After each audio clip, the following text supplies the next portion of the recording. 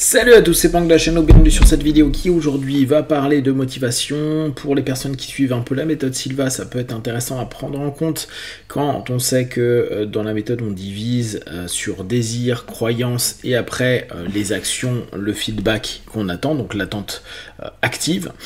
Là, je trouve que la notion de motivation, pour que ce soit bon, pour les personnes qui aiment ce système, comme pour les personnes qui aiment le coaching ou la PNL, voire l'hypnose, peut être quelque chose d'intéressant à prendre en compte. C'est toujours un article sur Psychology Today. Motivation et activation, pourquoi avez-vous besoin des deux? Comment l'exploration de vos modèles d'activation peut vous aider à avancer, à faire avancer les choses? La motivation signifie la motivation et l'intérêt vers quelque chose, mais l'activation est ce qui vous y amène. D'accord? Donc, en gros, on peut enlever le mot activation, on prend la notion d'action. Il faut être motivé et agir. Si on n'agit pas, ça risque d'être compliqué. Les émotions fortes dynamisent votre capacité à vous activer face aux tâches. Comme d'habitude, tentez d'avoir un mindset, un état d'esprit qui vous permet émotionnellement de vous dire ok, là je suis chaud, j'ai envie, je désire, j'ai du plaisir, j'ai peut-être pas dans l'instant quelque chose de stroke positif, mais le fait d'avancer, le fait de faire un pas, le fait de m'approcher de mon objectif peut me permettre de continuer à rester motivé et à continuer à agir. Les tâches ennuyeuses ou difficiles demandent plus d'efforts mentaux, il est donc plus difficile de s'y activer. C'est logique. Si notre état d'esprit, il est en galère et en plus il commence à faire automatiquement un dialogue interne qui est ultra complexe, négatif par rapport à ce qu'on va mettre en place, on a l'impression que c'est une tare. Quand parfois on a fini, on se dit mais pourquoi je ne l'ai pas fait avant? C'est souvent pour cette raison que on propose faites au plus vite ce qui vous dérange. Comme ça, au moins vous n'êtes pas en train de vous créer des récits et des storytelling dans votre tête qui risquent de vous bloquer.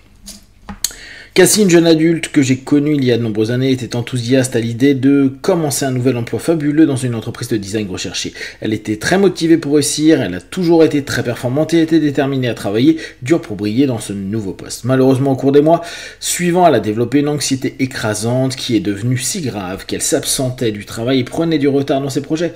Même si elle restait très motivée, elle avait du mal à s'activer sur les tâches qu'elle accomplissait avec aisance. Une fois son trouble anxieux traité, avec une thérapie et des médicaments, elle a pu se remettre sur la bonne voie. Son activation correspondait une fois de plus à sa motivation. Bon, en gros, la motivation et la notion d'activation, de mettre des actes, d'agir, si vous n'avez pas les deux, ça peut être très très compliqué. Même si vous êtes motivé, j'aime mon boulot, j'aime ce projet, j'aime cette notion-là, et on le voit. Et pour autant, on voit des personnes qui vont dire « Ah, je procrastine, j'y arrive pas, tout est très lourd, très dur, etc. etc. » Le concept de motivation en psychologie fait référence au sens large à la combinaison d'énergie, de dynamisme et d'intérêt qui nous pousse vers un résultat positif dont nous avons besoin ou que nous souhaitons ou qui nous éloigne de quelque chose de potentiellement dangereux ou indésirable. Cela peut être aussi fondamental que la motivation à manger lorsque nous avons faim ou la motivation à éviter la maladie, nous amenant à renifler le lait avant de le mettre dans notre café. Et cela peut être aussi complexe que la motivation envers un cheminement scolaire ou professionnel planifié, ou la motivation à s'éloigner d'une personne qui nous a blessés.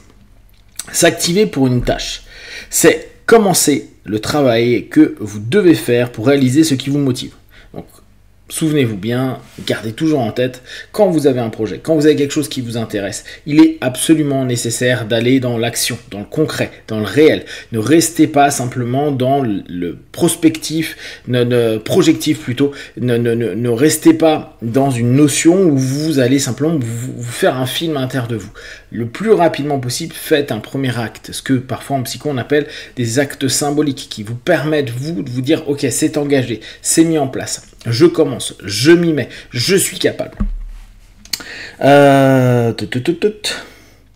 Je suis peut-être motivé à écrire cet article parce que je souhaite partager cette information et citer les gens à y réfléchir, mais si je n'active pas les tâches consistant à désactiver une rediffusion de Gilmore Girls, à ouvrir mon ordinateur et à extraire un document et à commencer à taper, je n'obtiendrai pas l'objectif sur lequel je suis motivé.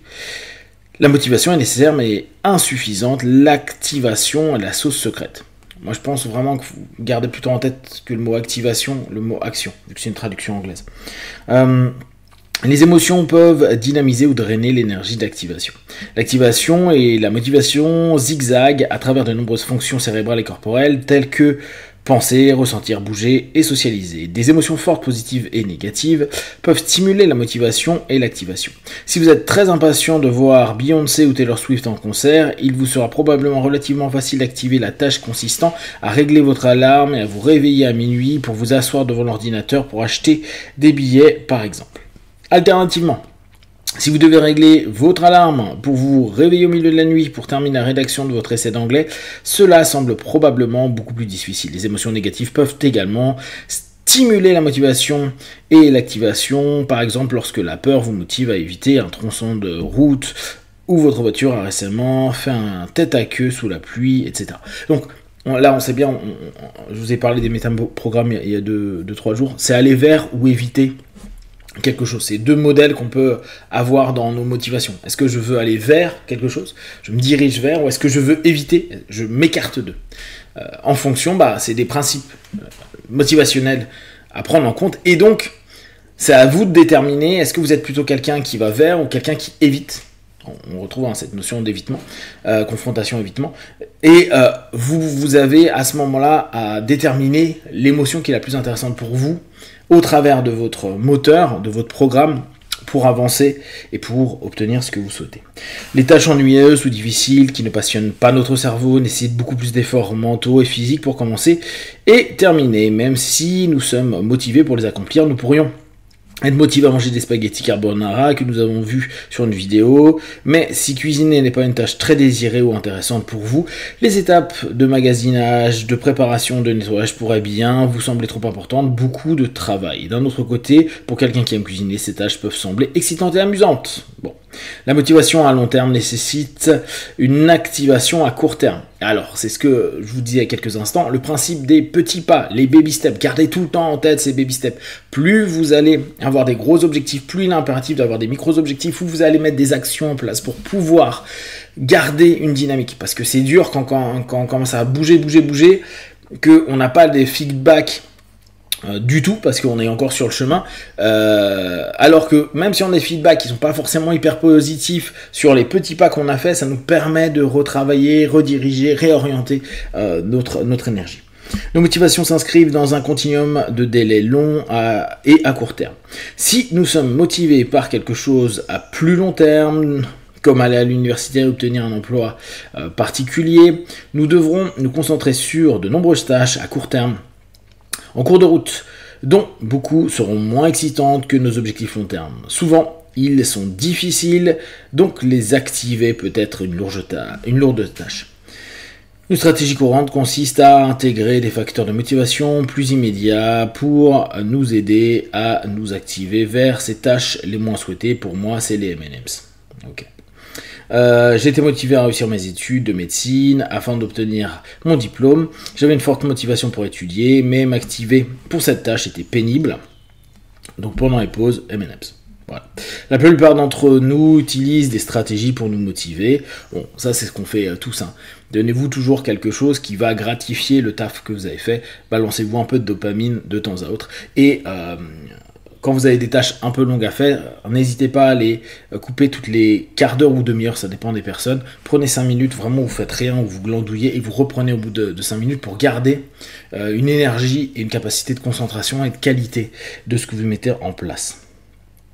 La motivation et l'activation sont uniques et évolutifs. Les profils de motivation et d'activation de chaque personne se développent de manière unique, de l'enfance à l'âge adulte, et continuent à fluctuer, à changer au fil des années. Voilà, bon, moi après...